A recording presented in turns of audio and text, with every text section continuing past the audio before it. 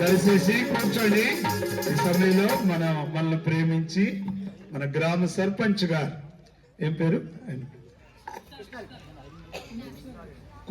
కొమ్ము కృష్ణారెడ్డి గారు మన మధ్య ఉంటూ గొప్ప సంతోషం అండి. ఆయన కొద్ది నిమిషాలు గ్రీటింగ్ చెబుతాడు. ఆయనకి ఎన్నో పనులు ఉంటాయి. మనం ఏదన్నా మీటింగ్ కానీ ఏదన్నా బాగా సహకరిస్తారు వాళ్ళు రావటం గొప్ప సంతోషం అండి. రైట్.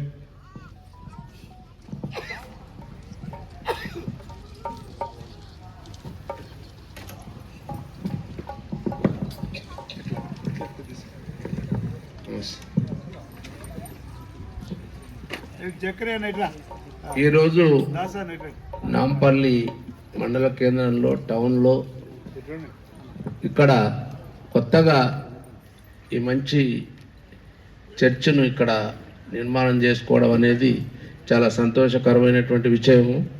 ఈ చర్చ్ గురించి నాతో అంటే మా వైఫ్ ఇక్కడ లోకల్గా సర్పంచ్ ఉండే, ప్రెజెంట్ మొన్నటిదాకా, అంతకుముందు కూడా అమ్మగారు సర్పంచ్ ఉన్నారు. వీరు ఈ చర్చ్ ఎవరైతే ఇక్కడ నిర్మాణం చేసుకున్నారో జంగయ్య గారు, పాస్టర్ జంగయ్య గారు చాలా ఆయన మొత్తం దీనికి అంకితం అయిపోయి ఆయన ప్రార్థనలు చేసుకుంటూ ఆయన రాజకీయానికి కూడా దూరంగా ఉండి ఆ యేసుప్రభు యొక్క పాదసేవలో ఉండి ఆయన 2-3 సంవత్సరాల నుంచి కూడా ఈ చర్చు ఈ రకంగా తయారు కావడానికి చాలా కష్టపడడం అనేది నేను చూసిన ప్రాక్టికల్గా. ఎందుకంటే ఈ పర్మిషన్ విషయంలో కానీ ఇతర ఇంకా వేరే సహాయ సహకారాల గురించి నాతో నిత్యం చర్చించేవాడు చర్చ్ గురించి. ఎందుకంటే దీనికంటే ముందు వాళ్ళు చేసుకునేటువంటి సేవలు ఈ చర్చిలో అయితే ప్రోగ్రామ్స్ నడిచాయో ప్రతి సంవత్సరం కూడా నేను అక్కడికి కూడా రావడం, నేను చూడడము, వారు సేవ చేసినటువంటి విధానం చాలా ప్రోత్సాహకరమైనటువంటి విషయం. అది చాలా సంతోషం. ఆయన చాలా కష్టపడి ఈ ప్రాంగణాన్ని రకంగా తయారు చేసుకున్నారు. నేను స్టార్ట్ అయినప్పటి నుంచి చూడలేదు, మొత్తం కంప్లీట్ అయినాక చూడడం జరిగింది. దీనికి నల్ల కనెక్షను గురించి చాలా ఇబ్బంది పడ్డారు. ఇప్పటికి కూడా అది అయిందో కాలేదో కూడా నాకు తెలియదు. కాకున్నా కూడా నేను అది నా బాధ్యత. నేను నా ఖర్చులతోటైనా కూడా ఇక్కడికి ఆ కార్యక్రమాన్ని చేస్తాను. మీ అందరి ముందు కూడా నేను ఆ విషయాన్ని ఈ క్రిస్మస్ సందర్భంగా నేను చెప్తున్నా. ఈ సందర్భంగా చెప్పడం నాకు కూడా చాలా సంతోషకరంగా ఉంది. దీని తరఫున ఈరోజు ఈ నాంపల్లి టౌన్ ప్రజల అందరి దాంతో ప్లస్ ఇక్కడికి వచ్చినటువంటి ఈ వేదిక మీద ఉన్నటువంటి పాస్టర్ గారులకు కానివ్వండి, వేదిక మీద ఉన్నటువంటి మన సోదరిమణులందరికీ కూడా ఈ క్రిస్మస్ యొక్క శుభాకాంక్షలు తెలియజేస్తూ నా సహాయ సహకారాలు తప్పకుండా ఈ చర్చకుంటాయని చెప్పుకుంటూ, ఏదైతే ఈ నల్ల విషయం ఉందో ఇంకేదన్నా విషయం ఉన్నా కూడా నేను కంప్లీట్గా సహకరిస్తా అని మరొకసారి చెప్పుకుంటూ మీ అందరికి కూడా క్రిస్మస్ శుభాకాంక్షలు తెలియజేస్తూ నేను ముగిస్తున్నాను. నమస్తే. ఓకే, మంచిదండి. సరే, ఈ సమయంలో టైం ఎంత అయింది? ఏం చెప్పరే?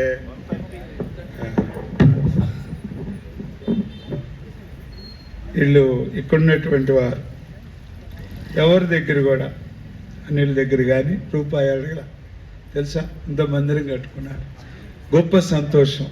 కానీ ఆయనే వచ్చి ప్రెసిడెంట్ గారు రావటం గొప్ప సంతోషం అండి మాకు. మీరు చేసిన వాగ్దానాన్ని బట్టి కూడా ప్రభు స్తోత్రాలు. దేవుడు మిమ్మల్ని దీవించి బలపరచాలని. రండి, యోహాను సువార్తలో మరి కొద్ది నిమిషాలు నేను కూడా టయాన్ని బట్టి పోతానండి. ఇప్పుడు ఎంత టైం? 35 అయింది. ఒక 20 నిమిషాలు చెప్పనా? ఆకలి అవుతుంది కదా, నేను కూడా షుగర్ పేషెంట్ కదా, అయితే మరి ఎట్లా మరి చెప్పాలి కదా.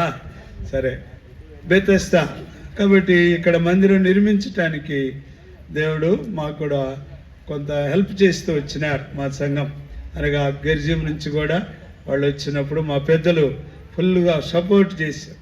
పెద్దల్లో ఉన్నటువంటి అందరూ కూడా ఐక్యత మాట్లాడుకొని అక్కడ గత దినాల్లో వసంత్ కుమార్ అని ఒక ఆయన ఉన్నాడు కాబట్టి ఆయన ఎంతో కష్టపడ్డాడు కాబట్టి అనే ఉద్దేశం మేము కూడా రావడానికి ప్రభు సహాయం చేసినారు.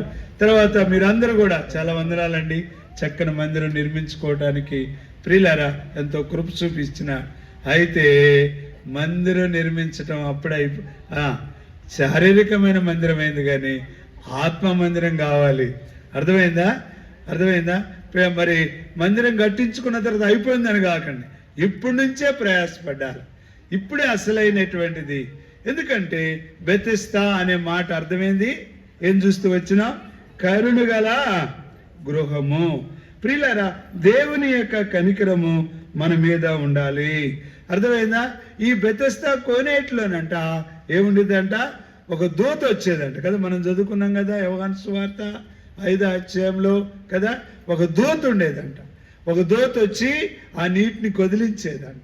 చదవండి ఆ మాటను, యోహాను సువార్త 5వ అధ్యాయం. ఎన్నో వచనం? 3వ వచనం. ఆయా సమయములకు దేవదూత కోనేటిలోనికి దిగి నీళ్లు కదిలించగలదు. నీరు కదిలింపబడి మీదట ఎవడు మొదట దిగునో ఏ వ్యాధి ఉన్నా సరే ఏం అవుతాడంట అంటే ఎవరు మొదట వస్తారు ఎక్కడికి బెతెస్దాలోకి ఎవరు మొట్టమొదటి వచ్చి ఏం చేయాలి కదా.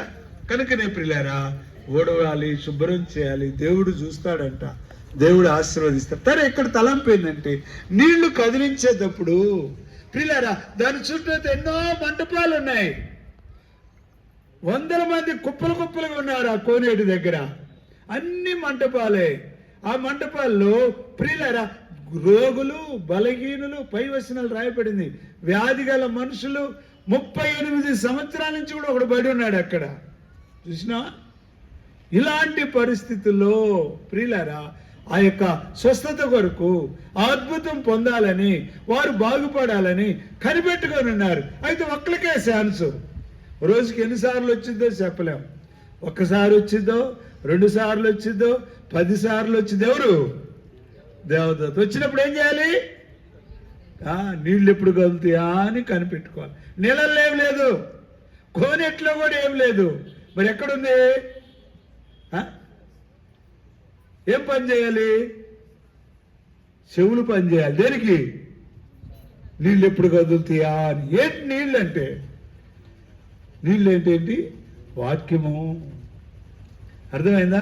పరిశుద్ధాత్మ వాక్యము. ప్రియులారా, మన చెవులు ప్రభు వైపు ఉండాలి. అంతేగాని కోనేటిలోని మట్టి తీసుకెళ్ళి మన ఇంటికాడ పోసుకొని, లేకపోతే ఆ డబ్బాలో కొన్ని నీళ్లు తీసుకొని, దాంట్లో ఏం లేదు. అర్థమైందా?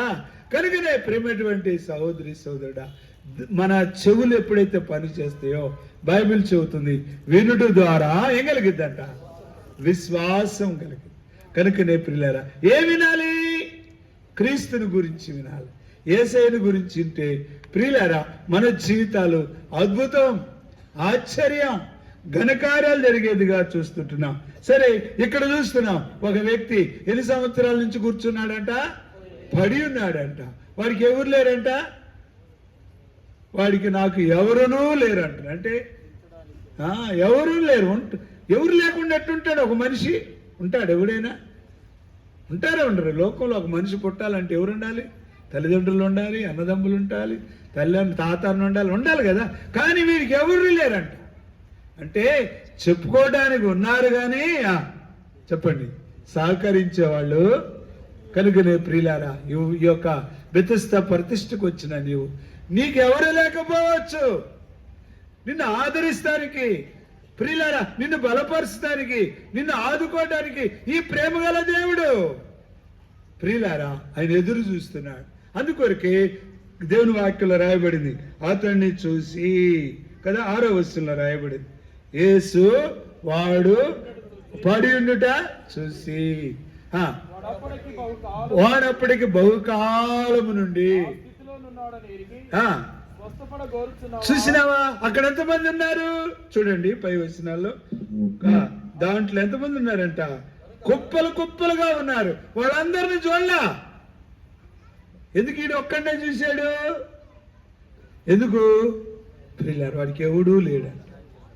ప్రియులారు ఈ ఉదయకాల సమయంలో అయితే మధ్యాహ్న కాల సమయంలో నీ జీవితంలో, మన జీవితాలు అద్భుతాలు ఉండాలంటే నిన్ను చూస్తున్నాడు. అందుకొరకే నేను తీసుకొచ్చాడు. ఈ మైకుదారింటున్నా అమ్మాయ్య, మన జీవితాలు అద్భుతాలు పొందాలంటే నీ బాధను చూసేవాడు. ప్రియులారా, తల్లి అంట పొట చూసిద్దంట కదా, దొంగోడను ఏం చూస్తాడంట? జేబు చూస్తాడంట. వాడి జేబులు ఎట్టుంది, వాడి మెడలు ఎట్టుంది, వాడి చెవులు ఎట్టుంది కదా, వీటి కోసం చూస్తుంటాడు ప్రియుల. కానీ యేసయ్య చూసేది కదా ఆయన చూపే. అందుకొరకే ఆమె చెప్పుకుంది పేరు యేసయ్యకి. ఎవరు?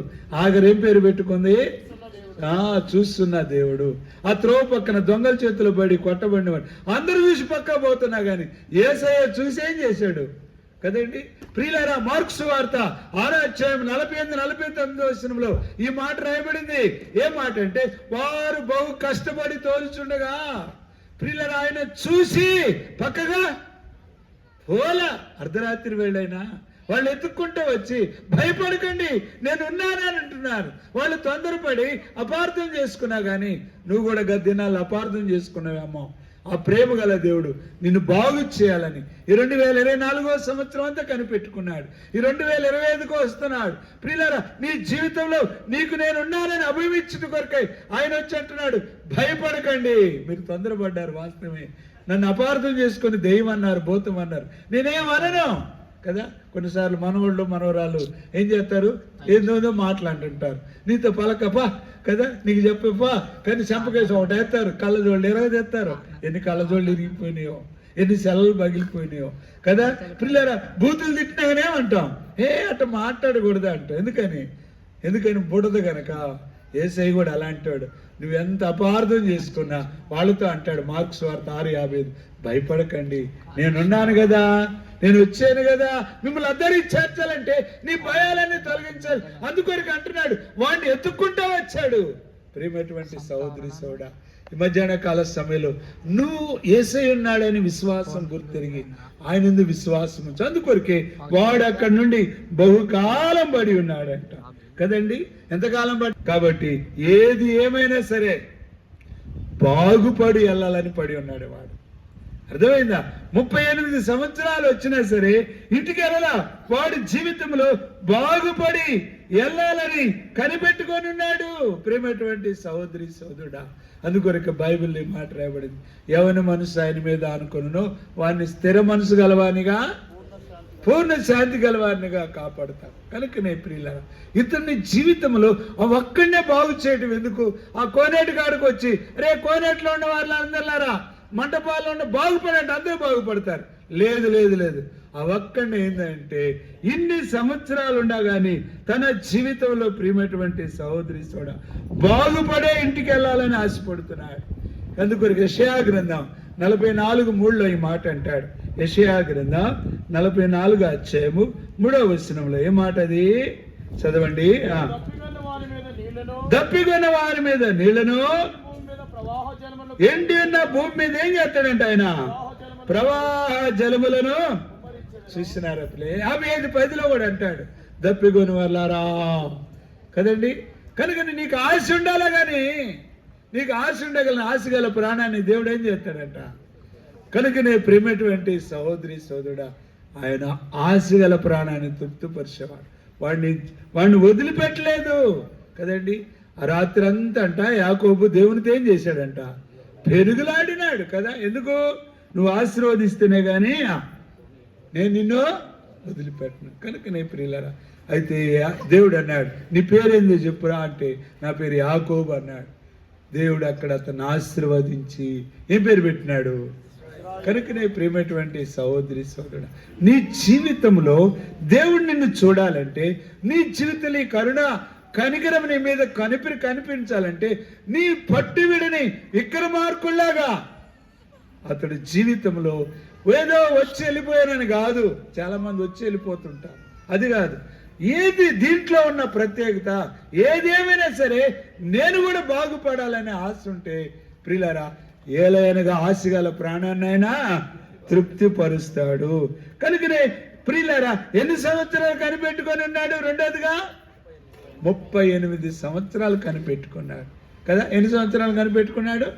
అందుకే బైబిల్లో ఒక మాట రాయబడింది. ఏ మాట? యెషయా గ్రంథం 64వ అధ్యాయంలో ఈ మాట రాయబడింది. ఏ మాట అది? తన కొరకు 4వ వచనం, 64:4. తన కొరకు కనిపెట్టుకుని వారి విషయంలో నీవు తప్ప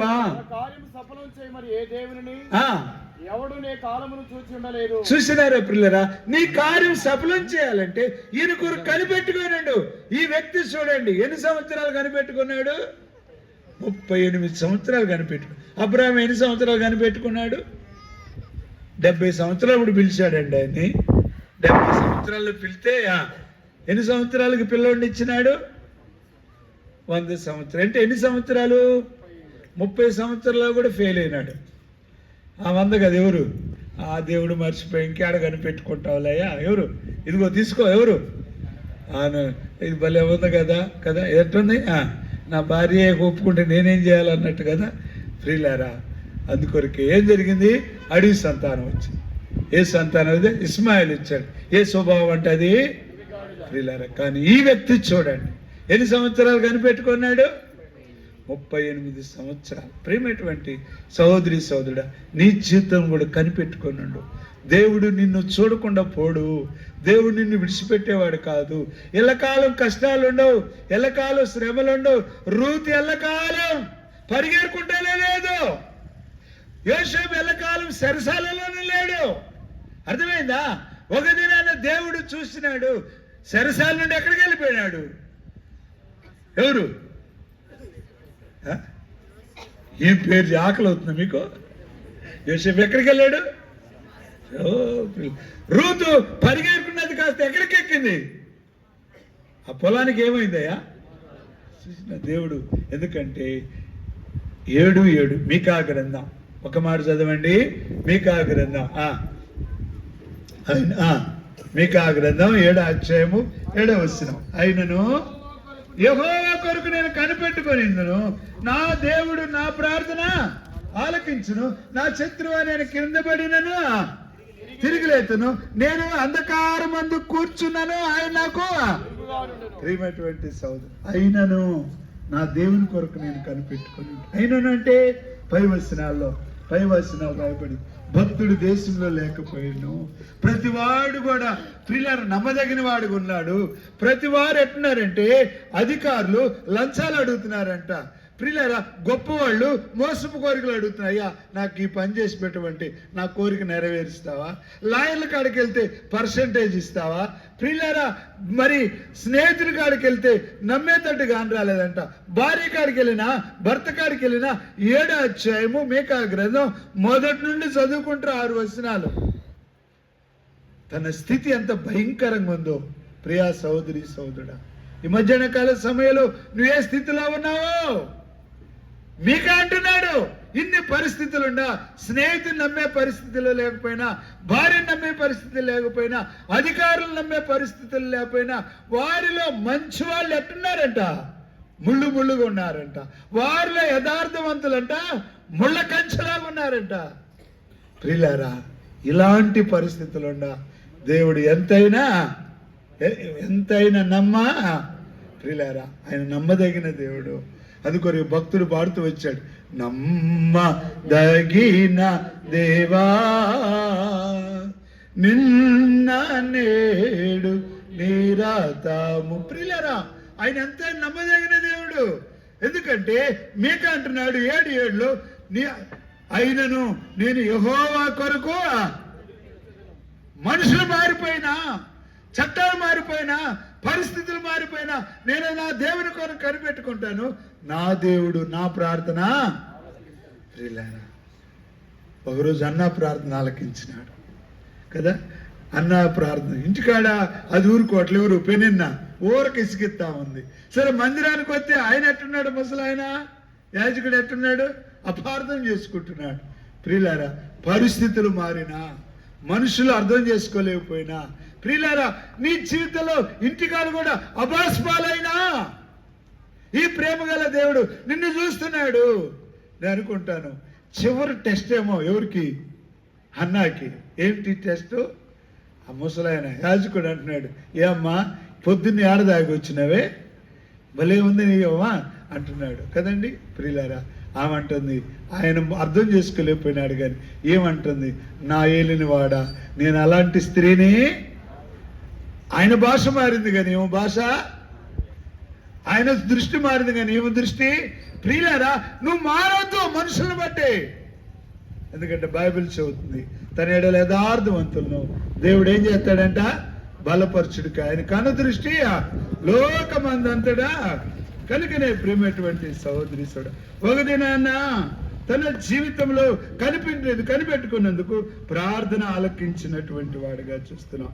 మూడోదిగా చూస్తే ప్రియులారా, 38 సంవత్సరాలు అక్కడే కనిపెట్టుకున్నాడు, విశ్వాసాన్ని విడిచిపెట్లా.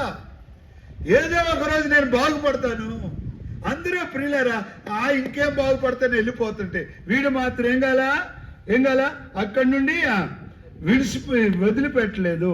అందుకొరకే ప్రేమటువంటి సహోదరి సోడ ఈనాడు చాలా మంది జీవితాల్లో పోగొట్టుకుంటున్నారు. యెహోషువ గ్రంథం 5వ అధ్యాయము 6వ వచనములో ప్రియులారా ఈ మాట రాయబడింది. ఏ మాట చదవండి. యెహోషువ 5:6 యెహోవా మనకి ఏ దేశమును ఇచ్చిదనని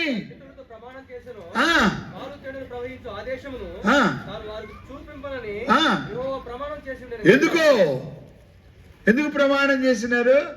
ఆ యోధులు యెహోవా మాట చదవరే. ఆ యోధులు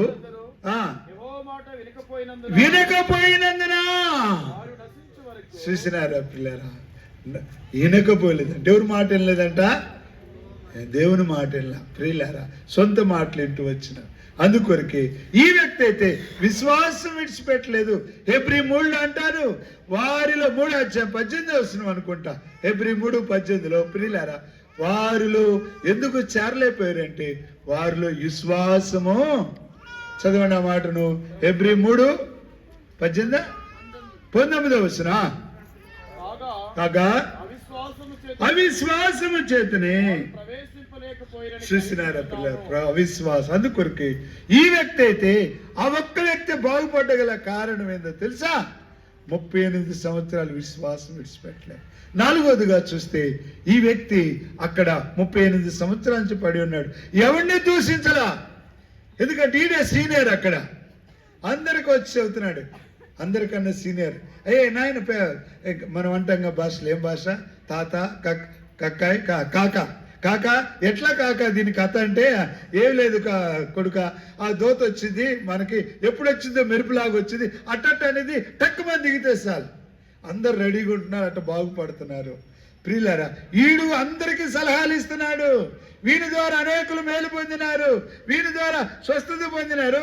ఎవరు కూడా ఇంటి పట్టించుకోవట్లా, వీరి కొరకు కనిపెట్టుకొని ఉంటలా, వీరికి సహాయం చేయట్లా.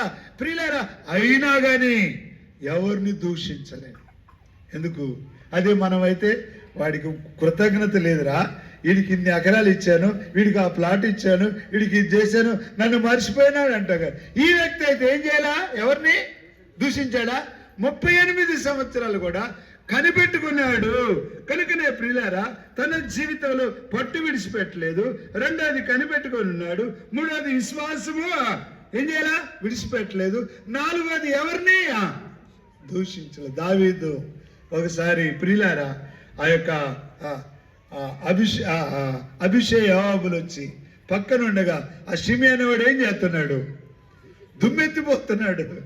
అది దావీదు ఏమంటాడు వాళ్ళిద్దరిని, నా ఏలిన వాడ ఒక్క అవకాశమే, వాడిని వేసి పడేస్తామంటే వద్దు, యెహోవాని దూషించమని. దూషించమే దేవుడు దీన్ని బట్టైనా దేన్ని బట్టి నాకు మేలు చేస్తాడేమో. ప్రియులారా, కనుకనే ప్రియులారా దూషించలేదు. కనుక ఈనాడు మన జీవితంలో నోరు పారేసుకుంటాం, కొన్నిసార్లు అపార్థం చేసుకుంటాం. ఒకసారి జాన్ స్పర్జన్ అని గొప్ప దైవజనుడు, విన్నారా ఆయన గురించి ఎప్పుడైనా? జాన్ స్పర్జన్ విన్నారా? గొప్ప మంచి వర్తమానికుడు. అంటే ప్రపంచంలోనే మొట్టమొదటి వర్తమానికుడు అంటే జాన్ స్పర్జనే, తర్వాత బిల్లీ గ్రాహం గారు. అర్థమైందా? సరే, ఇప్పుడు ఆయన భార్య ఇట్లనే పెద్ద సంఘం అన్నమాట. ఆయన వాక్యం చదివిన ఆ సంఘంలో ఏం చేసిందంటే కోళ్ళు, బాతులు ఇవన్నీ పెంచుతూ ఉండేది. ఆ అక్కలు వస్తూ ఉండేది, ఇంకేం చూడేది, ఏం డబ్బాస ఉంది ఆమెకి. కోళ్ళు పెంచి, కుక్కలు పెంచి, అవి పెంచి ఎంత ఆగమాగం చేస్తుంది. రకరకాలుగా అనుకునేవాళ్ళు. ఒకరోజు ఆమె చనిపోయింది. చనిపోయిన తర్వాత ఫలానా రోజు ఇన్ని కోళ్ళు అమ్మాను, ఫలానా రోజు ఇన్ని బాతులు అమ్మాను, ఫలానా రోజు ఇన్ని అమ్మాను, ఇవన్నీ కూడా ఈ అమ్మిని దానికి ఇచ్చినాను, ఆ పేదోళ్ళకి ఇచ్చినాను, వాళ్ళందరూ ఖర్చు పెట్టినాను, వాళ్ళందరికీ ఇట్లా ఇచ్చేసినాను, అవన్నీ లెక్కలు చూసి రాసి పెట్టింది. అవన్నీ చూసిన తర్వాత వామ్మో ఈ అక్క ఎట్లా చేసిందా, అరే మనం అనవసరంగా ఏం పారేసుకున్నా. మరి అక్కను అడుగుదామంటే ఇప్పుడు లేదు. ఏం చేయాలి ఇప్పుడు? క్షమించాలి కదా అక్క, క్షమించాలి లేదా? ఇప్పుడు లేదు. ఇప్పుడు ఏం చేయాలి? ఇప్పుడు వాళ్ళ మాటలన్నీ ఎవరు క్షమిస్తారు? లేరా, తొందరపడి మనం నువ్వు అనుకున్నట్టుగా అనుకుంటాం. ప్రేమటువంటి సహోదరి సహోదరుడా, నోరు పారేసుకోగాకు. ఎందుకంటే నీ మాటను బట్టి నీకు ఏమైందంట తీర్చుతుంది. కాబట్టి అందుకొరకు ఆయన ఆకాశం మంది ఉన్నాడు, నువ్వు భూమి మీద ఉన్నావు. చెప్పండి ఏం చేయాలి? ప్రియులారా, ఎవరిని దూషించలేదు. 4. 5వది ప్రియులారా, 38 సంవత్సరాలు చెప్పండి ఈ వ్యక్తి ఏం చేస్తున్నాడు? ప్రయత్నం చేస్తూనే ఉన్నాడు. కదిలించినప్పుడల్లా ఏమయ్యేది? నీరు కదిలించినప్పుడల్లా ఈ వ్యక్తి కూడా అదే కదా, ఎట్టగడి దిగాలనుకుంటున్నాడు, ఎట్టగడి చేయాలనుకుంటున్నాడు. 38 సంవత్సరాలు ప్రయత్నం చేస్తానంటే రోజుకొచ్చి ఒకసారైనా, సంవత్సరానికి ఎన్ని? 365 సార్లు చేసినాడు. ఇప్పుడు సంవత్సరానికి 365 సార్లు అంటే 38 సంవత్సరాలకి ఎన్నిసార్లు? 38 ఇంటూ 365 హెచ్చవేయండి, ఎన్నిసార్లు అయినా? 73,870 సార్లు. ఎన్నిసార్లు అంట? ఎన్నిసార్లు? ఇన్నిసార్లు ఏం చేస్తూనే ఉన్నాడు. ప్రియులారా, నువ్వు ఎన్నిసార్లు ప్రయత్నం చేసినావు? ఎన్నిసార్లు దేవుని ఎద్దుకు రాలేకుండా ఇలా? అందుకొరకే ప్రియులారా, ఏదో సాగు చేసి ఒకరోజు అంట ఇట్లనే దేవదూత అంట వచ్చి కూర్చుందంట. లోకాసు వార్త 1వ అధ్యాయంలో 10వ వచనంలో. ఎందుకంటే జకరియా రోజు వస్తున్నాడంట మందిరానికి, వృద్ధాప్యంలో ఉన్నాడంట ఆయన భార్య. ప్రియులారా, ప్రభు యొక్క సకల విధములైన ఆజ్ఞలను చొప్పున వాళ్ళిద్దరు ఎట్టున్నారంట? నిరపరాధులుగా జీవిస్తున్నారంట. ఆ దేవదూత కూర్చున్నాడంట, వచ్చి ఈయనకంటే ముందు వచ్చి కూర్చున్నాడు. కనపడతాడు దేవదూత? కనపడ్డు. కనుకనే వచ్చి కూర్చున్నాడు. ఈయన వృద్ధాప్యంలో చలికాలంలో పొద్దున్నే వచ్చి తన యొక్క తరగతి క్రమం చొప్పున రోజు ధూపం వేస్తున్నాడంట.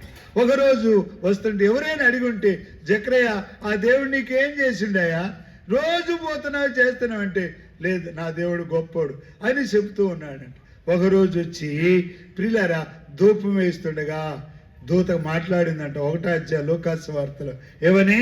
జకరియా జకరియా భయపడకము, నీ ప్రార్థన వినబడినది. అబ్బా, ఎంత గొప్ప సంగతి అండి, ఎంత గొప్ప. ఎన్ని సంవత్సరాలకి ప్రియమైనటువంటి రోజు ప్రయత్నాలే చేస్తున్నాడు. ప్రియమైనటువంటి సహోదరి సోడా, అనేక సార్లు నువ్వు చేస్తున్నావు, కానీ నీకు మేలు చేయటం కొరకై ఆ దేవదూత ముందుగానే వస్తుంది అక్కడికి, నువ్వే కాని అట్లా. ఎందుకంటే బైబిల్లో రాయబడింది యెషయా గ్రంథంలో, నా మందిరములో నేను వారిని ఏం చేస్తానన్నాడు? ఆనందింపజేస్తానన్నాడు. ఏంటంట? నా మందిరములో నేనే నిన్ను ఆనందింప చేయాలని, నీ కోరిక తీర్చాలని, నీ ఆలోచన సఫలపరచాలని. ప్రేమటువంటి సహోదరి సహోదరుడా, అందుకొరకే ఇన్నిసార్లు అతడు ప్రయత్నం చేస్తూనే ఉన్నాడు. ఎన్నిసార్లు అని చెప్పినాను? 38 ఇంటూ 365 సార్లు. ఎంత అయిందండి? 13,800 13,800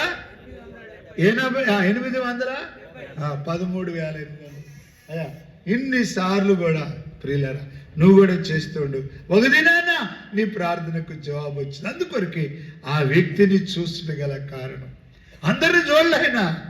ఇంకా చెప్పాలంటే ఎందుకు చూశాడో తెలుసా? ఏ ద్వారం కడబడి ఉన్నాడంట ఆయన? గొర్రెల పువ్వు. గొర్రెలంటే ఎవరు?